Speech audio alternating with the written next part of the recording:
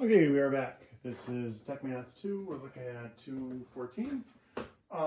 So what if they give us the resultant vector in rectangular form and they give us one of the vectors in rectangular form and they want us to find the other vector.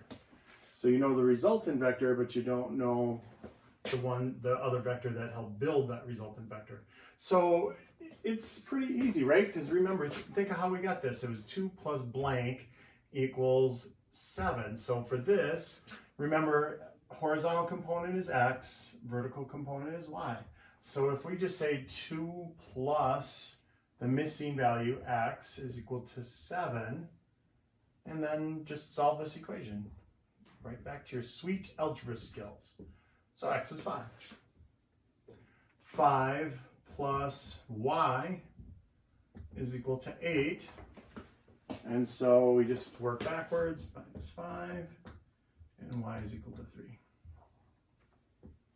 So this missing vector was 5, 3, and you can totally check that with, look, 2 plus 5 is 7, 5 plus 3 is 8. So you can check it, recheck it when you're done. All right? So let's look at 215, adding 3 or more vectors. Now you would think, oh no, adding 3 or more vectors, that's going to be super complex. Not really. You can still just basically build this. Here, you're just going to add one more column to this. So algebraically, it is pretty easy. It is a little tougher when you look at the picture, the graph. The graph can be a little complicated where, especially if you're not a very visual person. I'm not a very visual person. So when I look at this number 93, take a look at 93 on 117. They have O, D, O, M, and O, F. O, D, O, F, and O, M. And they're adding all 3 of those together to get the resultant vector, OR. All right. And so this would be, a more complicated picture for sure. If you take a look, we got OD up here at 5.6 and 5.8. We've got OM coming back in the third quadrant, negative 4.9 and negative 3.8. And then we have OF, and that's 5.1 comma negative 6.9. So all 3 different things, and you're like, oh boy, like to draw that, what I would say you would want to, if you were going to try to draw it, you would find that resultant vector and then use that resultant vector with this resultant vector and then figure out where it goes.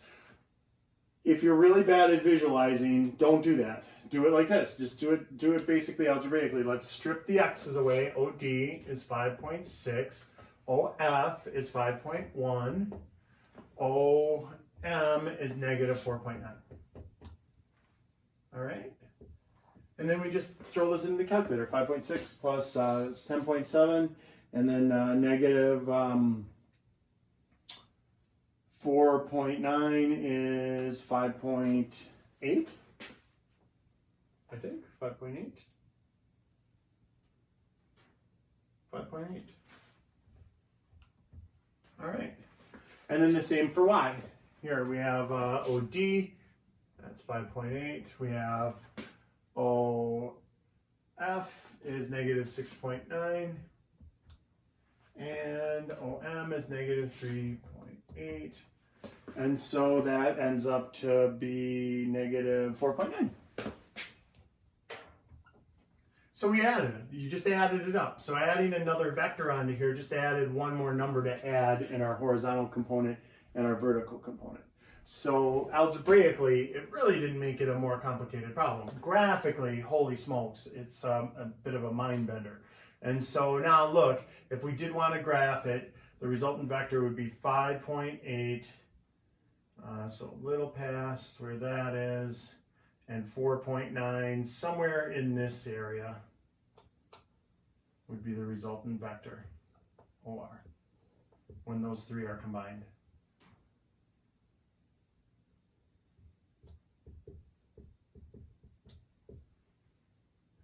Okay. All right.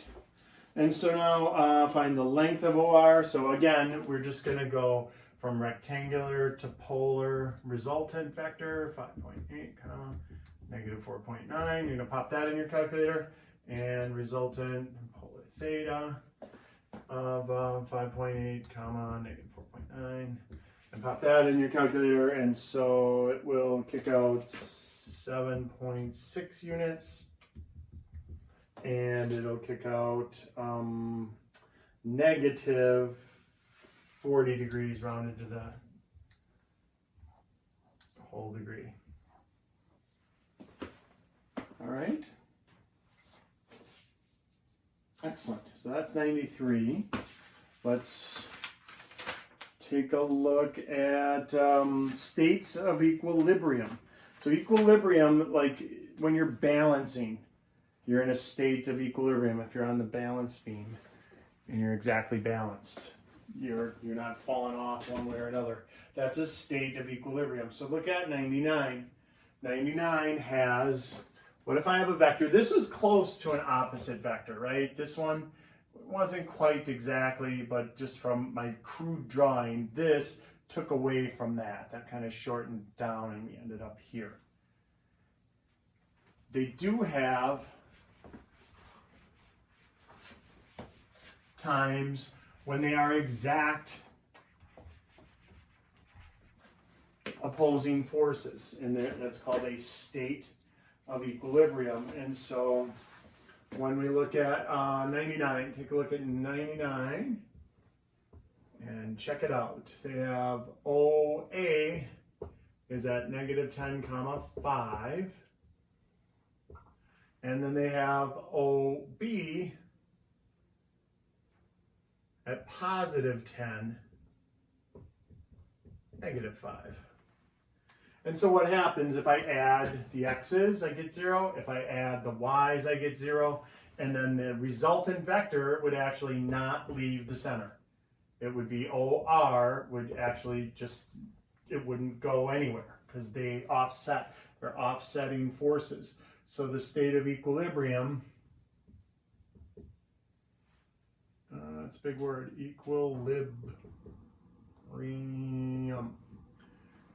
The state of equilibrium is when the resultant vector is the origin. They exactly wipe each other out. And so now to find states of equilibrium isn't that tough because you just have to find out what would zero it out. So look at like 104. So on problem 104, and this we are on to 217. So 104, they give you OF, OM, OS, and OR, and it's all graphed. And they want to know OE. They want you to add a vector to it that will basically wipe everything out. So here, look, horizontal component, vertical component. So algebraically, this is a pretty easy problem. Graphically, it looks pretty intense. But so we have OF, that's at 50, 20. We have OM, that's at negative 20, 30. We have OS, that's at 35 and negative 15. And they found the resultant vector of all of those. So you just add up the x's, you add up the y's. You remember those are the x's, those are the y's. We just add them together, and so we get 65, 35. But then they want you to find the state of equilibrium. What if I applied one more force that would wipe all of these out? And so you just go off of the resultant vector and say -65 and -35 would do the trick. So you added these up, we found the resultant vector, and then to find the equilibrium vector, you just take the opposite of the resultant vector, so it would zero out. So, yeah, pretty easy problem. And then they want to know what quadrant would this be in. Well, that would be negative, so that would be down here. So that would be Q3. So the equilibrium vector is -65, -35, and it's in the third quadrant because they're both negative. All right, so let's look at the last problem for the video here. This is going to be, we're going to do an actual airplane problem. I've been fortunate enough, I knew somebody that had a teacher that I worked with had his own, well, he was part owner of an airplane, so I got to go up a few times in a little airplane. That was fun. So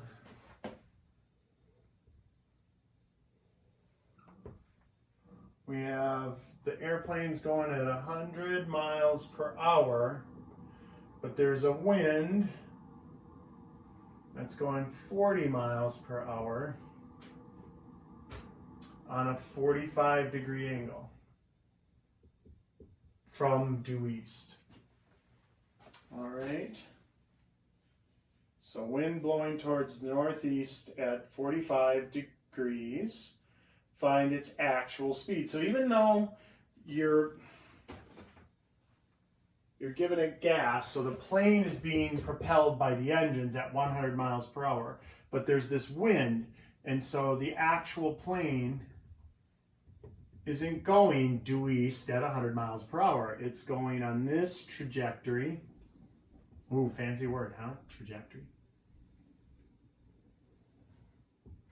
At faster than 100 miles per hour. Because, right, the parallelogram, this is a little longer than that. So we want to find the angle that it's actually flying at, because you're not going due east, you're not going 0 here. This is, remember, never eat soggy Wheaties. So you aren't going due east, you are going northeast. And so here we are. So let's find it. They want the actual speed of the airplane to a whole number, and they want the angular deviation, meaning how far above due east are you flying. And so look at what we have here. We have a standard, let's put it on an XY axis, right? With that being the vertex. So what do we need? We need the rectangular coordinates here. We've got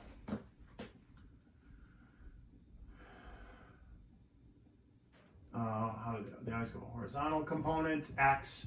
I'm so used to just putting X when I do my work. And the vertical component, Y. And so we're going to find this. This, we can call it B, A, B, OB, and O, A, and OR, the resultant vector. Okay? So it looks like we've got labels for everything. So OB is easy to find because it's at 0 on our coordinate plane system. So it is just, this point is 100, 0. All right, so it's pushing it 100 and it's adding nothing to the vertical. All right. The wind, we're going to have to use our calculator, and so we're going to have to go and say that is from polar to rectangular X, and we're going to put in the 40 is the force and 45 degrees is the angle. And then we're going to want polar to rectangular Y with the 40 and the 45. All right, so let's put that in to the calculator. We go second angle down polar rectangular X, 40, 45, hit enter. We got 28.28, which is 28 point, we'll leave it to 8. And for the next one, just in case if you've skipped other videos here, I'll show you on here one more time. We're going to do second angle, or apps, that's apps, so it's the angle, it's yellow. And then we want to go down until you see polar to rectangular Y, then hit enter, and then type in the 40 and the comma, and then the 45. You don't need the degree sign, you just hit enter. And that picks out 28.28. Oh, it's a 45.90, dirt. 28.28. So there is our OA, 28.28, 28.28. And so our resultant vector is 128.28 and 28.28. Now, don't trip at the finish line here. This is not the length of that. That is the point in space. So we now have the rectangular coordinate 128.28, comma 28.28. All right. So we have that coordinate, but now we need to go the other way. So we're going to go polar, or rectangular to polar, and we want the resultant vector. That'll be how fast the plane is going. This is how fast it's going in rectangular form, but that doesn't mean anything to anybody. It's got to be like back to the real world, so back to polar coordinates. So 128.28, comma 28.28. So let's do that. Angle, go down to there, 128.28, comma 28.28, enter. So the plane's actually flying 131.3, so they said round to the whole number, so 131 miles per hour is how fast it's going. So even though you're only supplying it with 100 miles per hour worth of fuel, you're actually flying at 131 miles per hour because there's a wind that's pushing you. Not exactly in the direction you want to go. It's pushing you off course a little bit, but this is why some flights are cheaper. There's something called the jet stream, where it's wind that's blowing across the United States all the time. And if you pop your jet into the jet stream, you use less fuel going one way, and you use more fuel going against the jet stream. And so that's why some of it can be accounted for fuel usage and, time. So same deal, 28, and but rectangular to polar theta. So again, you could go second entry, up arrow, burp, angle, theta, and enter. And that's going off at 12.4, so you're about 12 degrees off course on your little plane. This is 12 degrees, and this is, you're flying at 131 miles per hour. All right, let's see, 131 mph and 12 degrees, perfect. So, not easy. These are not simple problems. And so the way that you make a more complicated problem a tiny bit more workable is like with these charts, to organize your thoughts and data. All right. I did put, oops, I didn't mark this one, but we did find this one. 0.28. I did graph everything in this, and I graphed that final one. But then remember, we have to put those down, and I actually added those to the graph also. Okay. So, woo-woo, little physics going on in 2.18.